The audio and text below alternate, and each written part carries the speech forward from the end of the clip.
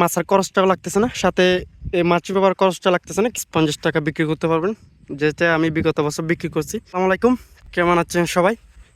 আশা করি ভালো। আজকে কথা বললো এই সবজি চাষ নিয়ে, অর্থাৎ আপনাদের যাদের মাছা কালি হয়ে গেছে অথবা অতিরিক্ত বৃষ্টির কারণে এই পুরাতন সে সবজি ছিল সেটা মারা গেছে, তাদের জন্য আজকের ভিডিওতে। তো আপনারা কোন সবজিটা চাষ করলে সর্বোচ্চ দামে বাজার ধরতে পারবেন, অথবা পুরাতন মাচাও রেখে দিবেন এবং মালচিং পেপারও রেখে দিবেন।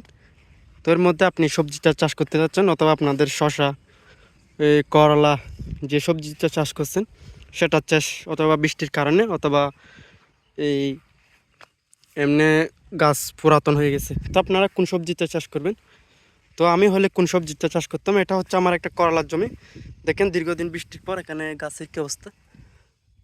গাছের তেমন সমস্যা হয় না আলহামদুলিল্লাহ, কিন্তু গাছের এখন বয়স হয়ে গেছে, যার কারণে একটু লাল হয়ে গেছে। না হলে এই যে আগাগুলো আছে সেগুলো দেখতেছে অনেক সুন্দর, কারণ হচ্ছে বৃষ্টি কোনোভাবে আমি পানি জমিতে রাখি নাই, যার কারণে গাছ দেখতে পাচ্তেছি।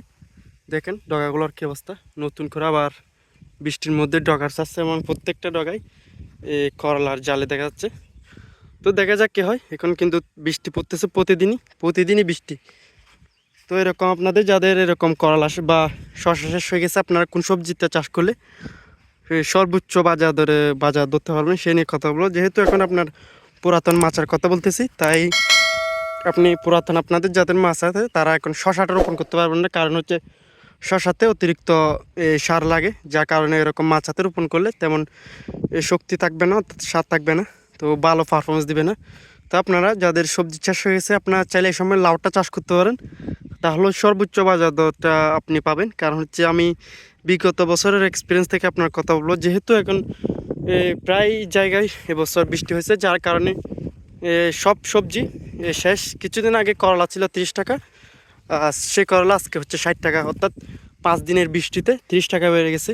এটা শুধু করলা ক্ষেত্রে না, শশা কিছুদিন আগে ছিল 40 টাকা, আজকে 60 টাকা 65 টাকা, সব কিছুর কারণে।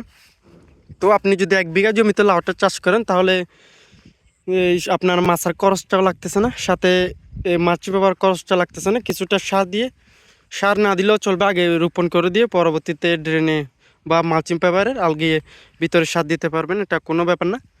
তো আপনি যদি 1 বিঘা জমিতে লাউ চাষ করেন, তাহলে প্রত্যেক দিন একদিন পর একদিন এই 200 থেকে 250 পিস মাল হারভেস্ট করতে পারবেন।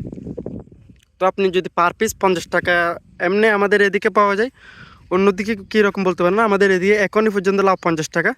তো আমি এর আগের বছর আলহামদুলিল্লাহ লাউ 50 টাকা দরে বিক্রি করছি। তো আমি 50 টাকা হিসাব করে যদি বলি, তাহলে এই প্রতি পিস যদি 50 টাকা বেশি, তাহলে 100 পিস 5,000, আর 200 পিস হচ্ছে 10,000, আর 50 পিস 250 পিস ধরে 1 বিঘাতে প্রত্যেক দিন হারভেস্ট 250 থেকে 200 পিস আবার হারভেস্ট করা যায়, যেটা আমি নিজে হারভেস্ট করি।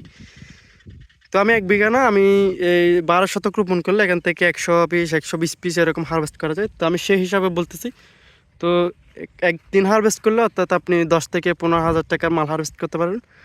এখন কিন্তু করলাটা চাষ করতে পারেন, করলাটা একটু রিস্ক হয়ে যায়, যেটা প্রথম যে কারণ সেটা হচ্ছে অতিরিক্ত মাছি পোকা সমস্যা করে। দ্বিতীয়ত হচ্ছে এই করলার দিকে উপরের থেকে পানি এসে এই যে কাঁটাগুলো আছে সেগুলো পচে যায়, সেটা একটু রিস্ক আছে। আর দামের ব্যাপারে আপনার সন্দেহ করতে হবে না, কারণ হচ্ছে আপনি সর্বোচ্চ দামে 70-80 টাকা করে দাম পেতে পারেন, কারণ হচ্ছে তখন করলা থাকবে না। দেখেন উপর থেকে আর অতিরিক্ত মাছে পোকা সমস্যা করে। দ্বিতীয়ত হচ্ছে এই উপরে এরকম পানিটা এসে এরকম নিচের থেকে পচা শুরু করে দেয়। তো এটা ছত্রাকনাশক মেরে মেরে যদি আপনি পারেন, আপনার যদি অভিজ্ঞতা থাকে পুরাতন, তাহলে আপনি করলাটাও চাষ করতে পারেন। এই করলার জমিতে করলা করবেন না, এমনি যদি শসার জমি হয় তাহলে করলা করতে পারেন, আর করলার জমি হয় তাহলে লাউটা চাষ করতে পারেন। কারণ হচ্ছে একবার করলা চাষে দ্বিতীয়বার আর হবে না। আর যদি আপনি লাউটা করেন, তাহলে আপনার যদি আগে লাউ থাকে, তাহলে আপনি এই ঝিঙ্গাটা চাষ করতে পারেন।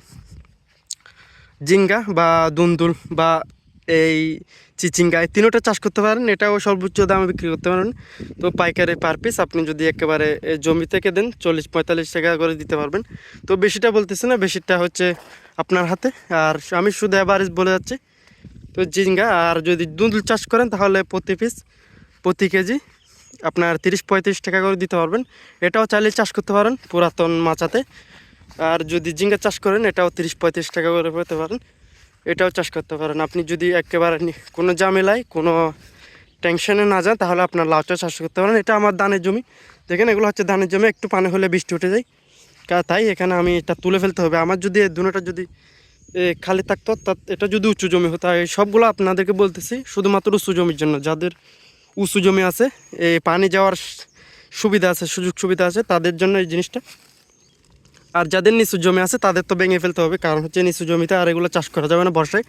এগুলো আমার ভেঙে ফেলতে হবে। এগুলো যদি আমার উঁচু জমি হতো আমি সব জায়গায় লাউ রোপণ করতে পারতাম, কারণ হচ্ছে আমি লাউয়ের সর্বোচ্চ বাজার দরত পাই এবং সর্বোচ্চ বাজারের সর্বোচ্চ এই দামে বিক্রি করতে পারি। তো হচ্ছে আজকের ভিডিও আশা করি বুঝতে পারছেন। আপনাদের যাদের পুরাতন সজার জমি, করলার জমি, দুন্দুলের জমি কালো হয়ে গেছে, আপনারা চাইলে সেম মাথাতে সেম মালচিং পেপারে আবারও নতুন করে সবজিটা চাষ করতে পারেন। যেহেতু বৃষ্টির কারণে সবার সবজি ক্ষেত মারা গেছে, তাহলে আমি মনে করি সর্বোচ্চ দামে আপনার সবজি বিক্রি করতে পারবেন অন্যান্য বছরের থেকে। যত তাড়াতাড়ি পারেন আপনারা চাইলে সবজিটা চাষ করতে পারেন। আজকের ভিডিওর পরে কোনো কিছু জানার থাকলে বলার থাকলে তাহলে কমেন্টে জানাতে পারেন। আসসালামু আলাইকুম রহমতুল্লাহ।